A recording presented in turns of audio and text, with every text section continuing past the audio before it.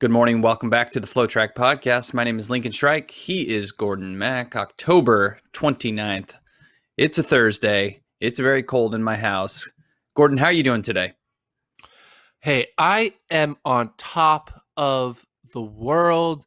Yesterday, Oh, the okay, I Philadelphia know where this is going. 76ers hired Daryl Morey, formerly of the Houston Rockets, a.k.a. Sam Hinkie's dad. The process has now come full circle, and now the Man, Sixers are going to win the next 5 years. It's just a fact. James Harden's going to come over here in a trade for Al Horford. It's going to be Harden, Simmons. yeah. Why not bring back Chris Paul? We're going to bring back Chris Paul and James Harden. I definitely think it means at least Chris Paul will come to the Sixers because, one, Chris Paul is more tradable. And two, Daryl Morey never wanted to trade Chris Paul away from the Rockets. He did that because of his owner and because of Harden. So, hey, Chris Paul at point guard, Ben Simmons at the 4, Joel Embiid at the 5. It's going to be great. This is now back to being an NBA podcast. I'm back on the train. I guess my criticism is, Daryl Morey didn't get a championship, and I understand that they were in the mighty Western Conference, but there's still a lot of obstacles in their way. I think the move does signal that they're going to be adding some pieces, right? Yeah. Obviously they're not going to get James Harden via trading Al Horford for him, but unless the Rockets just want to cut salary. But yeah, maybe a Chris Paul is a possibility there, but I don't know if the Thunder are going to be willing to part with him yet. He had a pretty good year.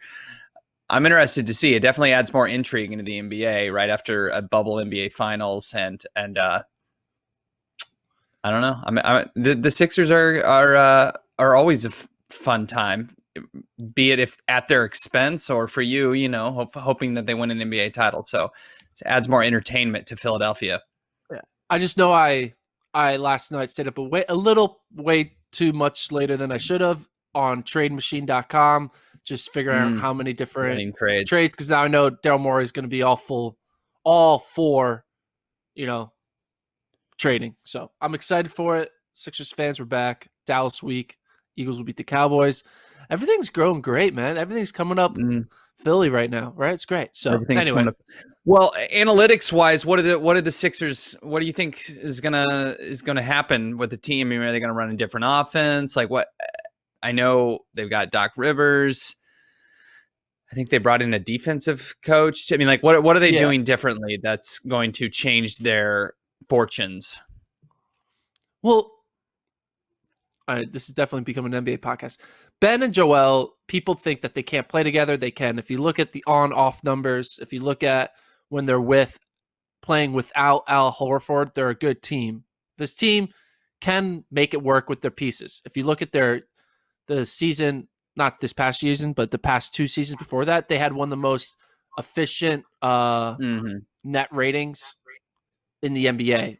Even when they had Dario Saric and Robert Covington, the main reason that the Sixers sucked this year was because the missing of someone like JJ Redick. Now JJ Redick isn't like some superstar, but JJ Redick's game with shooters. His game is very unique for Joel Embiid, and it just makes Joel Embiid so much better. And we just missed that.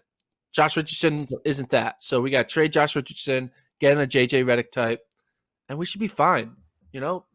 Got it. Joel Embiid's 26. Ben Simmons is 24. We have at least 3 more years of trying Joel and Ben before you have to be like, all right, it's not working. People want things to change it right away, but I feel like Ben and Joel have never played a playoff series healthy together, right? Joel was hurt in the first 2 years, and then Ben even played his 3rd year. So, we don't even know what they can be. Anyway, I'm being Mr. Optimistic. How many seasons have they played together? How many seasons have they played together now, though? Is it 4 or 3? They played 3 seasons together. Because he missed his rookie year, right? Simmons missed his rookie year. Yeah, so they played 3 seasons together, but the first season It was a first time there, so whatever. Like they're all both like new. Second season, it was the Kawhi shot, right? And then third season, Ben is hurt, doesn't even play. So like we have yet to really true see it like fully play out to see if this is a good duo. And I still think it is. Well, to be determined. They've definitely added the front office and the a star in the front office and a star on the bench and Doc Rivers. We'll see. I can't wait to just follow this team next year. And man, it's going to be a good time. And you're awfully confident about the Eagles beating the Cowboys. The Cowboys are hot garbage right now, but you just never know with that NFC East. All right. We will move right along. Got a show that is going to be quite different from the last couple of days of which we've been talking about doping or anti-doping news. We won't touch on that today. We'll leave the Christian Coleman conversation for another day. We're going to cover Conference XC weekend, the few meets that there are, and then we'll also hit on some news that you see running at the bottom of your screen. First, we'll talk about the second of two of those Michigan meets. Featured a bunch of pro athletes from various distance training groups. Kiera D'Amato and Morgan Pearson won half marathons yesterday in Michigan. Notable when you consider this has kind of been the year of Kiera D'Amato running that 15:0 5,000 and now running 68:57 and really dominating this field over athletes like Emma Bates. It was a big day for her. She's 36 years old. You figure she's got a shot. She could be a factor at the Olympic trials. It's certainly possible, which you would not expect someone like her to be that before this year, but now she's entered that realm. And then Morgan Pearson, former Colorado star, he's now a triathlete, and he beat some pretty solid dudes running 62 minutes in the half marathon. What was your takeaway from these races yesterday? Yeah, put D'Amato's run in perspective. She's the 10th American ever to break 69 minutes. So she puts her top 10 all time. Very impressive. I was thinking, like, is D'Amato's best race going to be the track 10K, I guess? Because the 5K is a good time, but, like, you need that raw, like, mile speed in order to compete with, like, the top dogs in the U.S. And then, obviously, the marathon's out of the question because we don't have the trials again for another few years. So I guess the 10K, right? Like, what place do you think she could get in the 10K at the trials?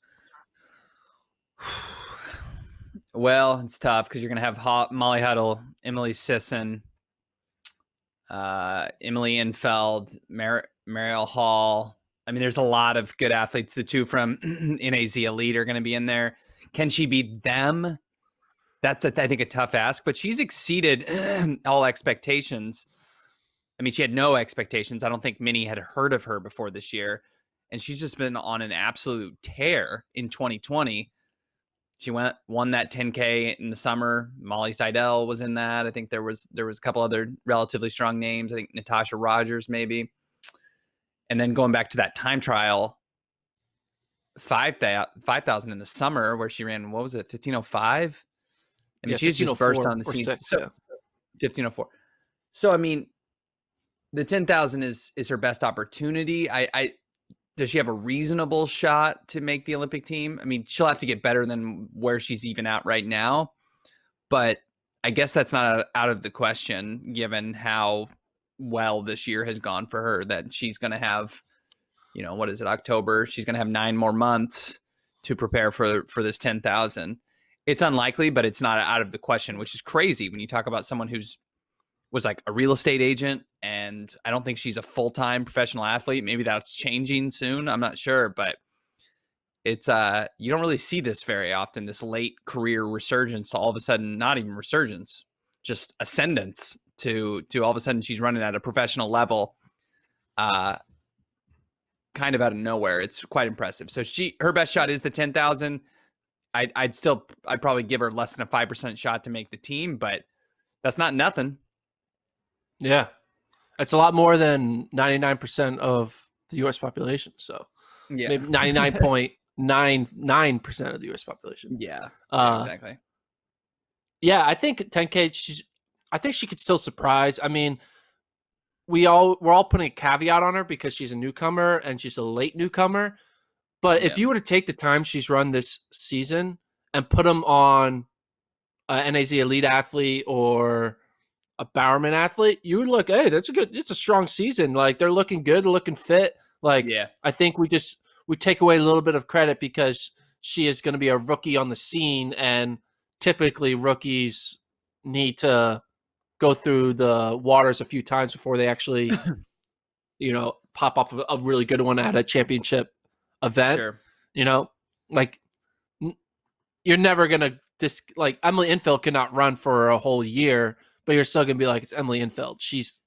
I would take her over D'Amato no matter what D'Amato does for the entire 2020 season. So, but I think she can do well. I don't think she'll make the team, but I think it's more about like, hey, she could like finish top 8, and if you're top 8 at the Olympic trials, it's pretty damn impressive. So, absolutely, yeah. And just to be clear, she beat Emma Bates, who was top 7 at the Olympic trials in the marathon. I think she maybe was 6th. She beat Emma Bates by 47 seconds, and Emma Bates ran a PB. Bates ran 69:44, and D'Amato ran 68:57. That's quite impressive. Just want to be clear. So D'Amato was 15th at the trials, and Emma Bates was 7th. So the thing is, I think the marathon, you figure it would be her best distance, but maybe she is more of that 10,000 half marathon range of an athlete, because the marathon, given the fact that it's going to be another 3 years until the trials, time has maybe run out for her in that distance as far as Olympic aspirations. But the 10,000, given the names she's beaten and the time she's run, not an impossibility. So it's kind of crazy. On the men's side, it was a tight race. Morgan Pearson got the win, who every time this guy pops up in just running races, when he's not doing his triathlon stuff, he seems to really excel. I think he won, what was it, like Club Cross last year. And I don't know, he's really, really fit. And we know he was a stud at Colorado, but when you look at people coming over from the triathlon, that they're not running as much mileage as their pure running counterpart. So impressive for him to be able to run 62:15. And I think he said afterwards that he only runs 65 miles a week, and it was his first half marathon. It's pretty crazy that he was able to beat guys like Tyler Day and who else? Scott Fauble. I was really impressed with this run. Yeah, and he was impressed with himself as well, because after this win, he quote tweeted a LeBron James quote from the 2020 finals, asking people to put respect on his damn name. So, oh wow, Morgan Pearson wants that respect on his name. He says he doesn't get it, and it's about time. Well, it's about time people get that. He gets that respect. I mean, I don't know if he doesn't get respect. I mean, he may just be being, having some fun, a little tongue in cheek, but he's a triathlete. Like, I don't know what, he's not in this world all the time. He's jumping in and out. And so, I guess he would earn more respect if he's stuck in this running realm all the time. But that's cool. He's really good at the triathlon, so I don't blame him for that. I'm not, no disrespect, I don't want to underestimate this guy, because every time it seems like he shows up again in a U.S. distance race, he does well. So maybe he'll show up at the trials 10K, maybe. You think? I don't know. I'm trying to think about the last time I disrespected Morgan Pearson. Yeah, I don't know. It may have been like 2014. Thursday. I don't know. I haven't, like, who's disrespecting him? I'm trying to, like, is there like a guy on Twitter or something? I don't know. Were there a lot of pundits like predicting who was going to win the Michigan Pro Half Marathon? I don't think it was like a highly touted event. Yeah, that's what I was thinking about. I did like the flex though of him talking about like he didn't wear a watch. He's just kind of out there. It kind of looked like, it just felt like the guy off the street, the undrafted free agent that like comes in and gets a starting job. That's I think a he has. little bit of Yeah, a mischaracterization because again, Morgan Pearson was very good at Colorado back in just his running days. And obviously he trains full time as a triathlete. So getting plenty of that cardio in, even if he's spending a lot of his time in the pool and or on the bike. I guess people underestimate him because he's a triathlete, but he definitely running is his strong suit, is his original I mean, like I said, he ran at college and ran in college at Colorado. So it's not like he's just like coming off of being like a biker and then he's coming in and running. He's primarily a runner in the past who's really excelled in the triathlon. yeah. Other Yep. So news. yeah, I'm gonna go there too. I was Go going to move for it. on. Boston Marathon moved to fall 2021, meaning that now because London also got moved to fall Yeah, 2021. I think Tokyo, will that just get canceled or did that get moved? I couldn't tell you. I do not I keep think it got tabs on moved or Tokyo. canceled. I think it got canceled Okay. maybe. Basically the three marathons that would normally happen in the winter/spring of 2021 have all been either canceled or moved to the fall, meaning the earliest major marathon is now Berlin in September. Okay. What do you think? Yes. What It's do you gonna think be a this minute. means for these athletes who are trying to, these marathon runners who are just like trying to get a race in? I mean, we can talk a little bit about Galen Rupp, but like typically like these elite marathoners have like these go-to like routines of a fall, a spring, and they pick and choose. But if all these marathons are being taken away from them, I mean, they didn't have anything in 2020. Now they're not going to have anything for a majority of 2021. If you're an elite marathon runner, what are you doing right now to stay motivated, to stay in shape, to like use up, your prime of your career? I mean, think about Galen Rupp, right? We can kind of Mm-hmm. transition. He's like, how many more hard efforts does Galen Rupp have left in him, right? Well, He's getting up there in age, yeah, right? Like eventually, getting up there. like Rupp Wow. is trying to do this. He's either trying to win an Olympic gold or like break the American record. But there's no races for him to be in to break an American record or win a major like Boston. You gotta think Galen Rupp's probably like, man, I wanted to try to win Boston, but now he doesn't have that. Well, let's pump the brakes a little bit. We'll talk about an American record attempt for him in a moment because that is a strong possibility in the half marathon coming up later this fall. We'll get to that in just a second. I mean, I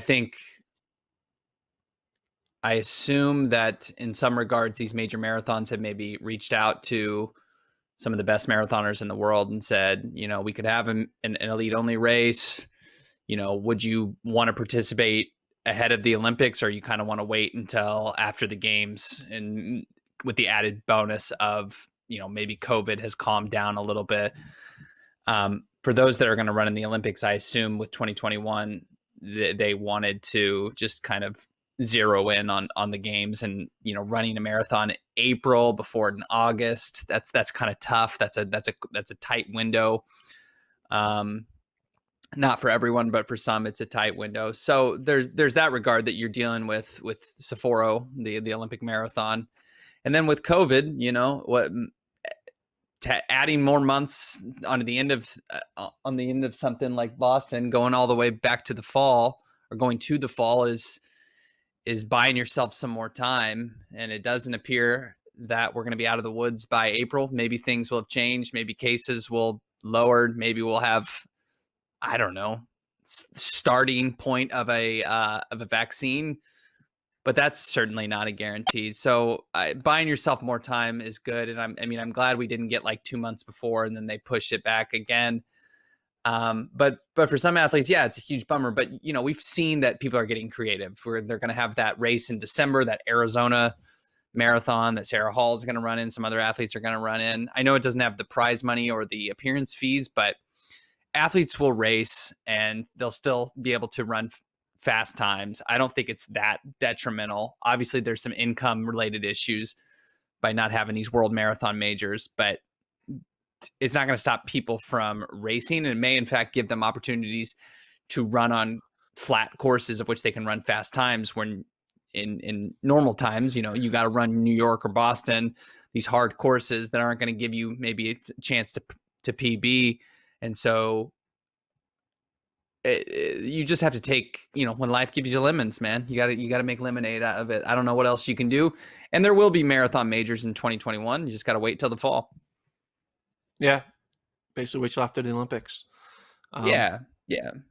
And I mean, for some of these athletes, they can focus on the 10K. It gives them other opportunities. It's just a new challenge. Yeah. I don't see it as too devastating. I don't think as a marathoner you can. No, I don't think it's devastating. All your income on prize money from majors. I mean, it probably really hurts some East Africans who legitimately do make a lot of their money off prize money, but it's I kind of anticipated this. April, as now we're getting later in the fall, this April was going to come up quick. So it makes sense. Boston wants to have a marathon that includes people, that includes the masses, right? Yeah. And that was going to be unrealistic. And it's a holiday in Boston. They're which is a bummer because they don't have Patriots Day to run this race. So it's strange because they pushed it back. This is now what? The third time they've pushed it. I mean, it's been interesting to watch this, but Boston would not feel right as like a London type bubble elite only race. They're really pushing hard to have the full effect of the Boston Marathon. So it'll be weird seeing it in fall, but hopefully we can have mass participation when it does in fact return. I mentioned Galen Rupp. He announced, or can go, his PR man announced that he's going to be running a half marathon in Eugene with his former training partner, I guess, Suguro Osaka. And what do you think is going to happen? Galen Rupp hasn't run since the trials. What do you think we're going to see from Mr. Rupp, your favorite runner? Oh man. Well, here's what we know, and it's very little. It, like you mentioned, it's Galen Rupp and Suguro Osako, which is old friends, reunited, and it feels so good. What we don't know is when this takes place, where it takes place, other than the state of Oregon, because the promotional poster, which is quite interesting, we've got a foggy Oregon setting with trees and a lake or body of water of some sort. And the graphic is just Galen Rupp and Suguro Osako, a fast 13.1, the Woods, Oregon, fall 20. So not sure where the course is, not sure where the race is, period. And we don't know the date. But they're calling it a fast 13.1. For Galen Rupp on his side, you got to think Ryan Hall's 59:43 is certainly in play, the American record. I imagine that's the goal for Galen. He hasn't raced since the trials. So has he been, specifically preparing for this? We know he's only 4 seconds off the American record from his 2016 half marathon in Lisbon, the 59:47. I imagine he gets this, and Osako there, he's got some good marathon wheels. I believe he even has a faster marathon PB than Galen Rupp. I need to check that out. Yeah, he does. He's got a faster marathon PB than Galen. Now, half's a different story, but this will be fun to watch. I mean, well, I say watch. Do we think we're actually going to be able to watch this? I have no idea. The Bowerman Track Club put on their own things, but this is a road race. These guys aren't training partners anymore. I'm going to be fascinated to see how this is kind of rolled out. The Eugene Marathon is seemingly putting this on. They were the ones who tweeted this out. So will there be a stream? Will we actually know when this is happening? Because they haven't unveiled the date yet. A lot of mystery still to unpack here related to this half marathon. People always say, if an American record happens in the woods, did it really happen? Right? That's exactly. We're going to need to see proof. And they say it's going to be a record eligible course. So this isn't just them running loops of something. This is going to be like, a certified course. So this is an American record attempt, and I assume a Japanese record attempt for Osako. That's what I was thinking. NAU was given the opportunity to race twice this fall, right? They went out to Oklahoma State to run against BYU. They technically get to race one more time. Maybe Mike Smith was just going to send his crew all the way up to Eugene and just create a rabbiting formation, flying V, a la Ineos and Breaking 2 for Galen Rupp, and just have the NAU cross-country squad pace Rupp to an American record. Thoughts on that idea? Well, first I have to change tunes a little bit. I looked down, so the graphic that Ken Go tweeted out didn't have a date, but then he has an article that was out yesterday that says that this is taking place on Friday. So tomorrow? Missed that one. Sorry about that. That's what it says. Wow. Friday at an undisclosed location in Lane County. Why don't they want to disclose it? What if, I guess they don't want people showing up. People show up. Yeah. So hold on. It's tomorrow? Hey. Galen, yeah, it's tomorrow. Sorry, I'm reading this article. Galen called me maybe a month ago, said Pete Julian. He asked if Seguro would be interested in throwing down somewhere in Oregon in this time frame. So Galen wanted Seguro Osako to help him run a fast half marathon. So sorry I missed that element of it. The Japanese record 60 flat and the US record 59:43. It doesn't look like it's going to be live streamed. It's just going to be live Twitter updates and maybe on Instagram as well. So sorry about that. I missed that. They didn't have that in the original graphic. I don't know why they just didn't put the date. I guess they're trying to be real sneaky, but it does appear it's going to be tomorrow. So, wow. Okay. Do I think NAU is going to pace Galen Rupp? Probably not. Maybe they will have some pacers. That would be fun to see Nico Young out there pacing for his great uncle Galen Rupp, but I don't know. I don't anticipate this. This will be interesting to watch though, or to follow. Yeah. Can't really watch it. No watch. So I guess maybe we can talk about Rupp after we see what performance he throws down. Because if he runs like a 61, you're like, whatever, or 60. Don't think he's going to run 61. Like, yeah, I know. I don't think 61 before the trials, and there was questions about his health. Ran 61:19 in Arizona. This is going to be much faster. I would anticipate the American record's going to go down here. Yeah, but if he's organizing this, I mean, email your buddy, Mike Smith. Be like, what's the chance? I did text him. I did text him. What's the date? He didn't respond. I mean, he's in NAU Friday. time. It's Thursday right now, so it's like 7:40 where he is. So he's probably not up, sleeping in, right? God. They don't got anything to do. On that guy. They just there's nothing to do, right? Nothing to do out in Flag right now. Yeah. But like, let's assume Galen runs fast, right? Sub 60, runs well. With the fact that Kipchoge showed that he's beatable at London, does Rupp where are we going with this? Does Rupp have an outsider's chance at gold in Tokyo? Or I mean, he's got an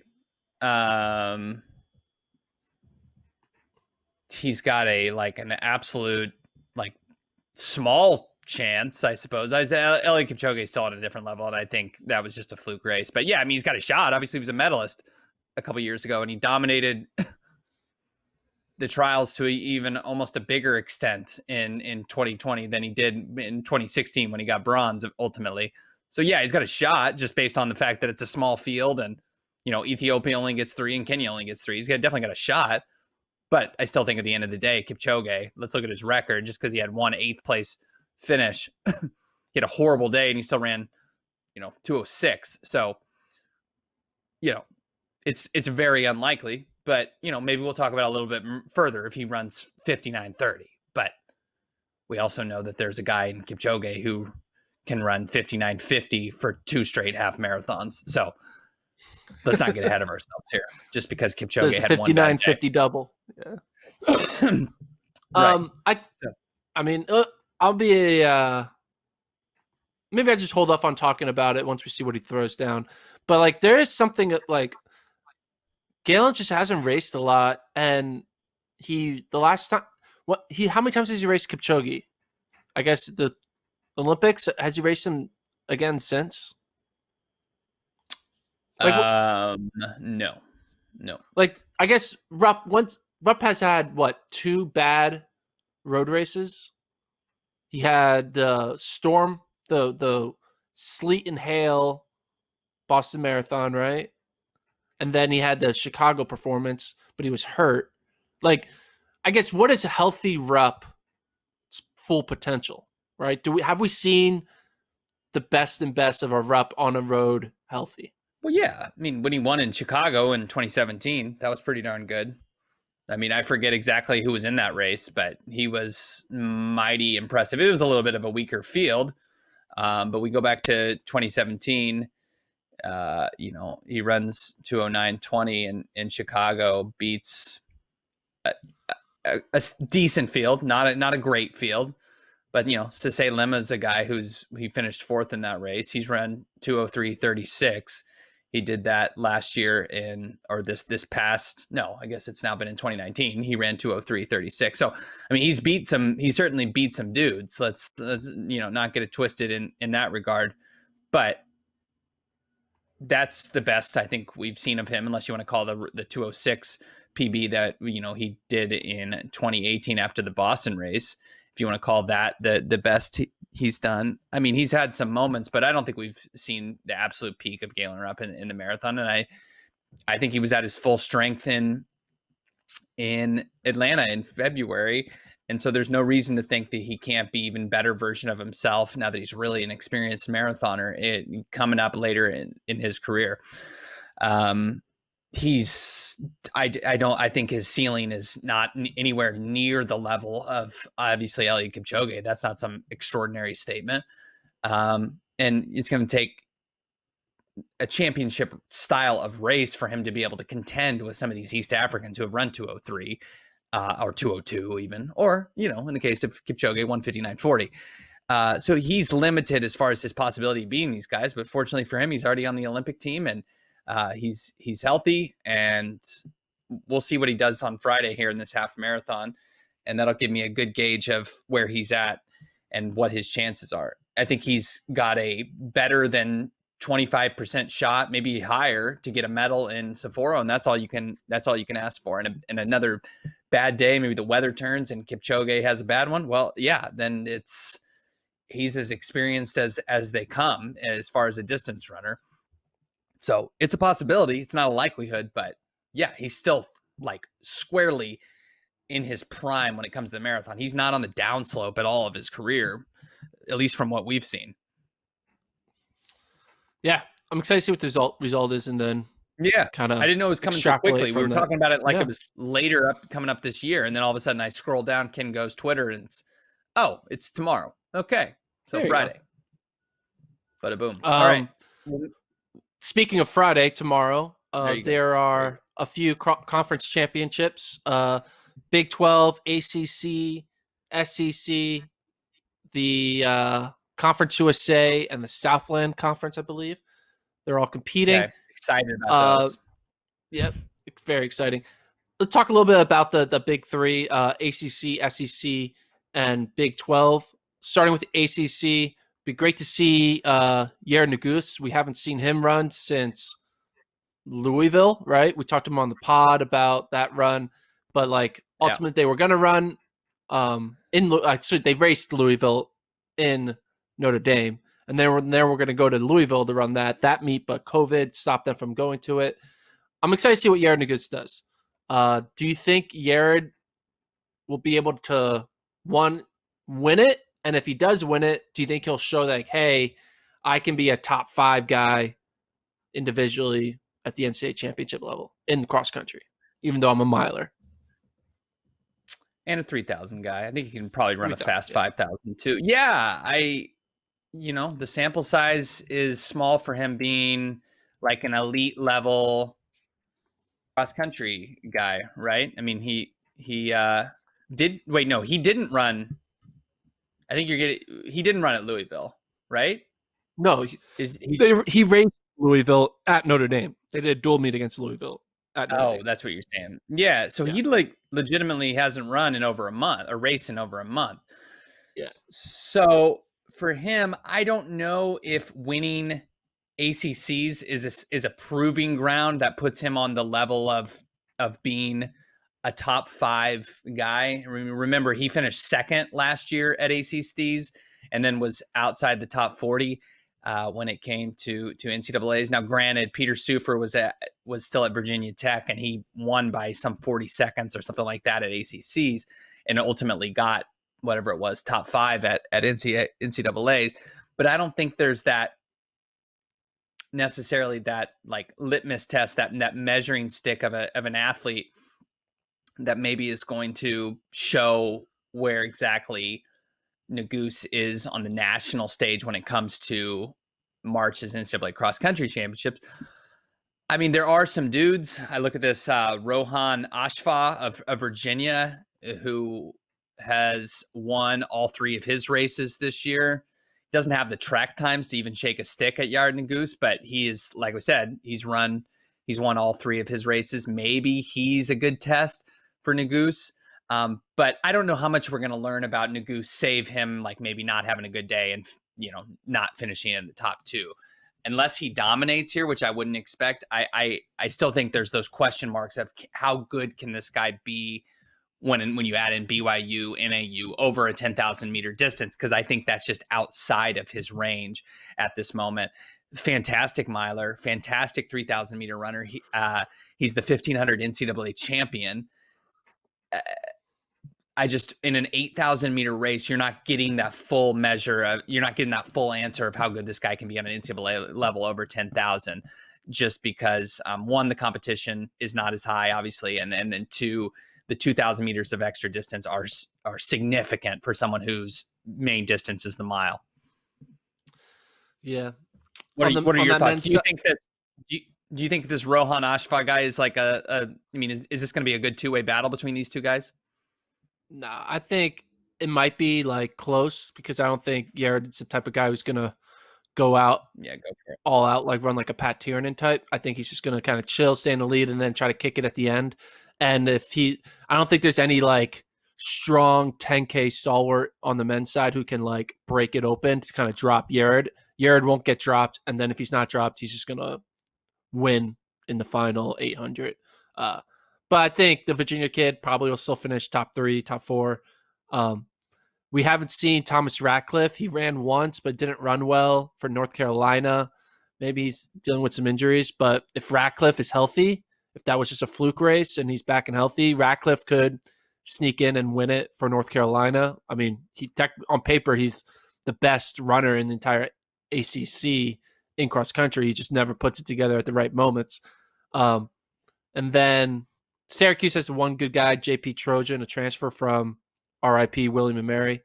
And then, yeah, I mean, it's not that great. It's not like the Syracuse of, with the Justin Knight and, like the deep Syracuse run. It's like kind of a little bit of a weaker ACC field. Notre Dame is still a top 5 program, I think. We'll see if they can dominate Virginia and Syracuse to kind of prove that. But yeah, I'm excited more just to see if Yared can have like a convincing win or just like show like, hey, you got to start including my name with Luis Grijalva and the rest of the crew because I've proven it on the track and now I'm showing that I can do it on the grass. So, but like you said, it is an ACC championship. It is an 8K. It is October when the meet is in March. So there's a lot of caveat. Yeah. You don't have any respect for Rohan Ashfa. You got him ranked 41st in your COVID rankings. Got a ton of Notre Dame guys ahead of them. This guy's 3 for 3. You don't think this guy's for real? He's 3 for 3 in a bunch of quad meets with like North Carolina and NC State. where they 20, weren't going fast. If he 23, wins ACCs, you know 32. what will happen? He'll go up. He'll move up the rankings. Watch out for him. We'll see. That's how it works.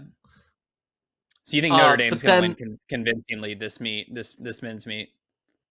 I think they'll win convincingly. On the All right. Well, women's speaking side, of, there's going to be no yeah. on the women's side, no NC State. Starlipper or Caitlin Tui. There was a report that from Let's Run that we might see them in March, which makes sense. It's kind of like they're probably dealing with some injuries.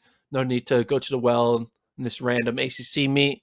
But NC State doesn't really going to have the full Random squad that we expect them to have, but they should still look good at this conference meet. But I am excited to see what North Carolina does against NC State because Milt has already got that women's team ready to go.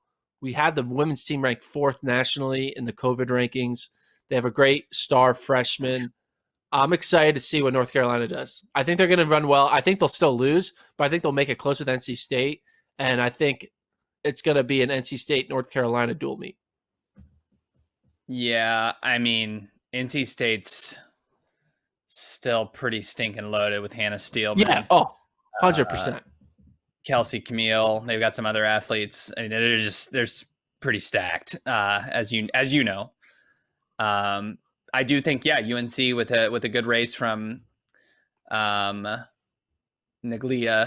could certainly contend. But NC State's just so deep and has obviously been there, done that, and I would anticipate that they're going to win. It's too bad that we don't get the star freshman from the Wolfpack, but hopefully we do in fact get to see them in March. Because man, this NC State squad, this Wolfpack team at full strength, it has an embarrassment of riches. So we'll get to see what they can do on Friday, tomorrow against their in-state rival. All right, we'll move on to the Big 12. Oklahoma State men have been really impressive early on. They have beaten Iowa State. That was, however, on their own home course. Do you think the Oklahoma State men break their 3-year drought and get back on the top in the Big 12? Yeah, I think there'll be 2 stories that come out on the men's side. One story is Oklahoma State like kind of convincingly winning. But 2, I'm really excited to see how much Wesley Kiptoo wins by. Like maybe he gets a conservative and he runs it like a championship style race and only wins by like 5 seconds or whatever.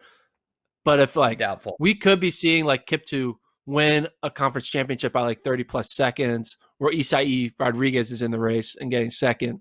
And I think from talking to some coaches, apparently Kiptoo is the real deal. Someone said better than Edwin Kerr got good. That is unbelievable to me. That is quite the statement. Yeah.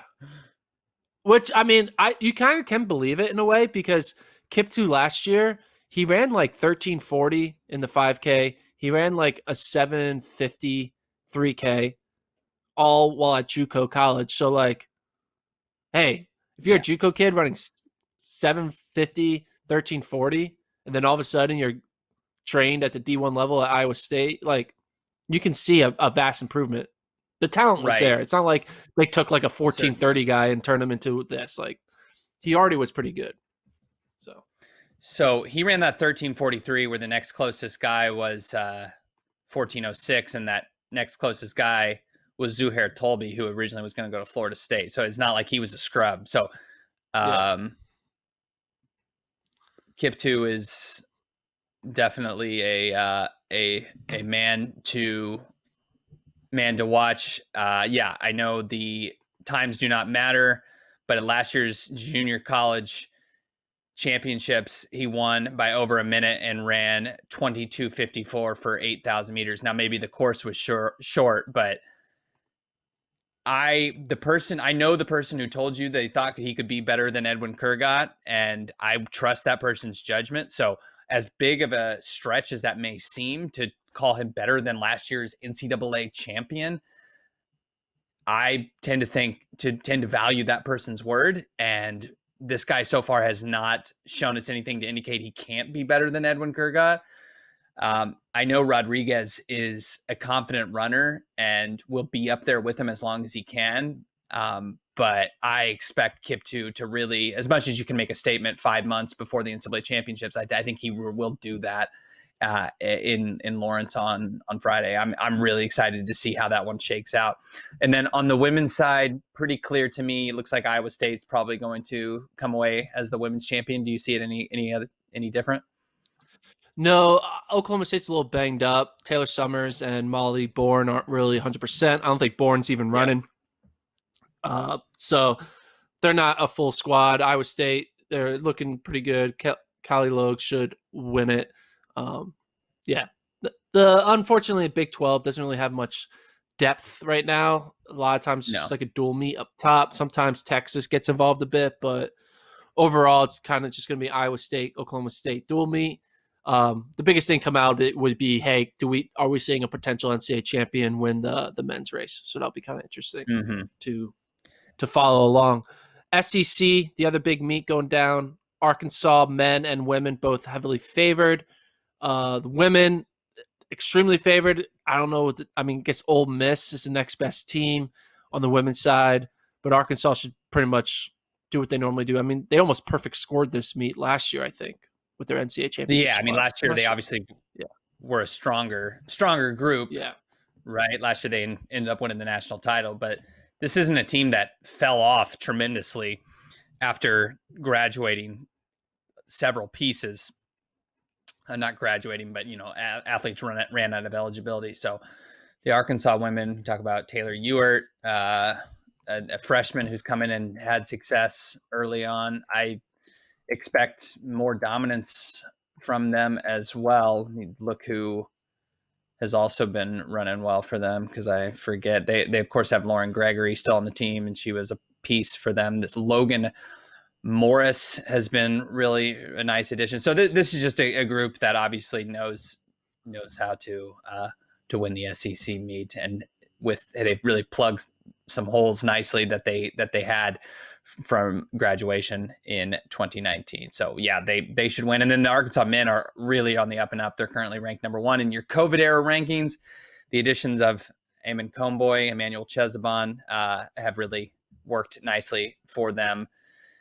I know they have some conflict, though. They're going to be really pressed, according to some of your sources, Gordon. They're going to be pressed to figure out how they're going to utilize their pieces when it comes to choosing between cross country and indoor this upcoming March. They don't have to worry about that right now, but man, this is an exciting group. They just got to figure out, do they want to put all their chips into indoors or to cross country?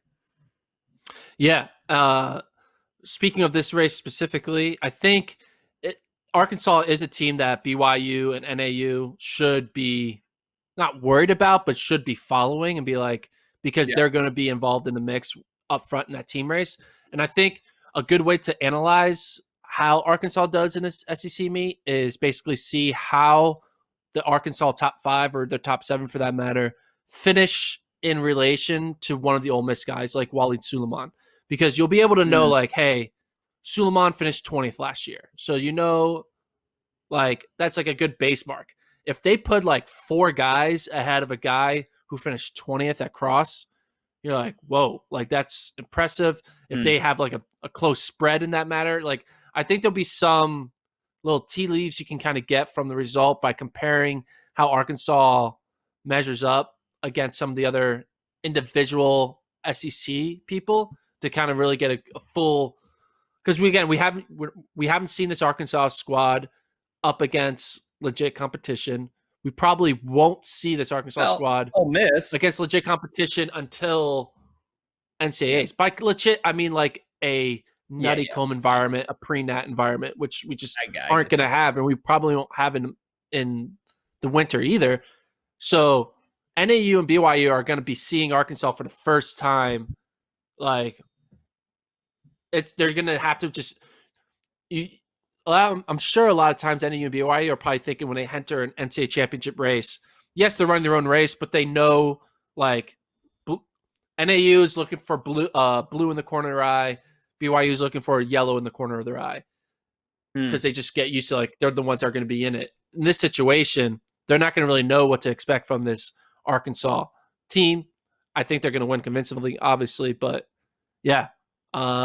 Makes the championships more intriguing if Arkansas shows up, runs a wins SECs convincingly, and we'll be able to start debating, is Arkansas going to spoil the NAU BYU party? Whoa. Ole Miss has a really solid top three with Garcia Romo, Cole Bullock, and Walid Suleiman. So they don't really have a chance to beat Arkansas with their depth through 5, but it'd be fun to see how this shakes out as far as who's the conference champion. Is it Kimboy, a top 10 guy in cross, or does somebody else surprise? There's some stuff to be gleaned here on conference weekend. And, it can be extrapolated out to March to see what, do the Arkansas men just completely dominate this SEC meet? Yes, it doesn't, like you said, show you where they are relative to NAU, BYU, but it gives you a little bit better idea of where they've been relative to the past. And, if they're able to have a tight pack, something that they would need to be competitive on the national stage. So little tiny things I'm going to be watching out for tomorrow as we look out for results and from conference weekend and from this mystery half marathon in Oregon. Well, folks, you can email the show, FloTrackPodcast@gmail.com, and we will see you back here tomorrow.